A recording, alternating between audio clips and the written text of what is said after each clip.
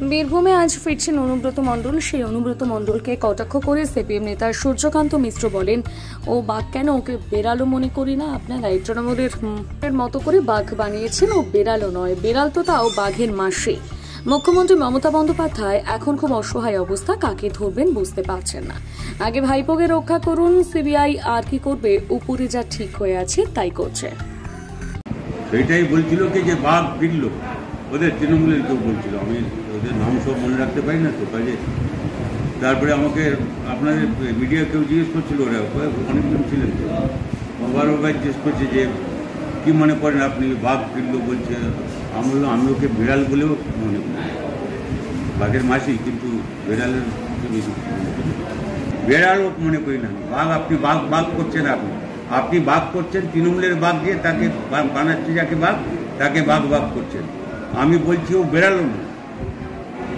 মুখ্যমন্ত্রী তো এখন মানে কাকে ধরবেন ঠিক করতে পারছেন, খুবই অসহায় অবস্থা।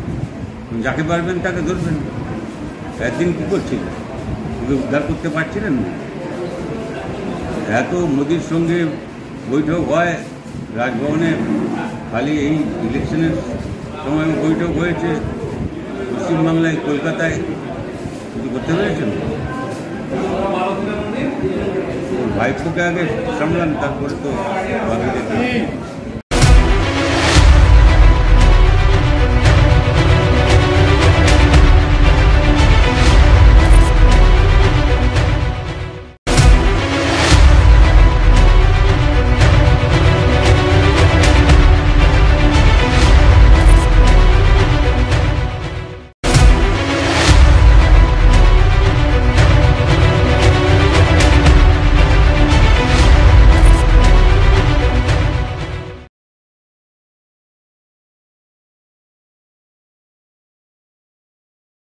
বীরভূমে আজ ফিরছেন অনুব্রত মণ্ডল। সেই অনুব্রত মণ্ডলকে কটাক্ষ করে সিপিএম নেতা সূর্যকান্ত মিশ্র বলেন, ও বাঘ কেন, ওকে বেড়ালও মনে করি না। আপনারা এই তৃণমূলের মতো করে বাঘ বানিয়েছেন, ও বেড়ালও নয়, বেড়াল তো তাও বাঘের মাসে। মুখ্যমন্ত্রী মমতা বন্দ্যোপাধ্যায় এখন খুব অসহায় অবস্থা, কাকে ধরবেন বুঝতে পারছেন না।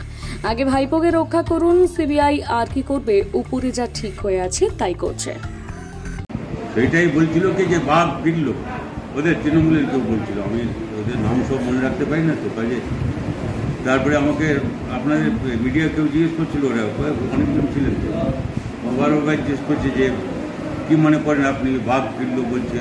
আমি বললাম আমি ওকে বিড়াল বলেও মনে করি, বাঘের মাসি, কিন্তু বেড়ালের বেড়ালও মনে করি না। বাঘ আপনি বাঘ বাঘ করছেন, আপনি বাঘ করছেন, তৃণমূলের বাঘ দিয়ে তাকে বানাচ্ছে, যাকে বাঘ তাকে বাঘ বাঘ করছেন। আমি বলছি ও বেড়ালো না। মুখ্যমন্ত্রী তো এখন মানে কাকে ধরবেন ঠিক করতে পারছেন, খুবই অসহায় অবস্থা। যাকে পারবেন তাকে ধরবেন। একদিন কী করছিলেন, ওকে উদ্ধার করতে পারছিলেন না। এত মোদির সঙ্গে বৈঠক হয় রাজভবনে, খালি এই ইলেকশনের সময় বৈঠক হয়েছে। পশ্চিমবাংলায়, কলকাতায় কিছু করতে পেরেছেন? ভাইপোকে আগে সামলান, তারপরে তো বাকি দেখতে।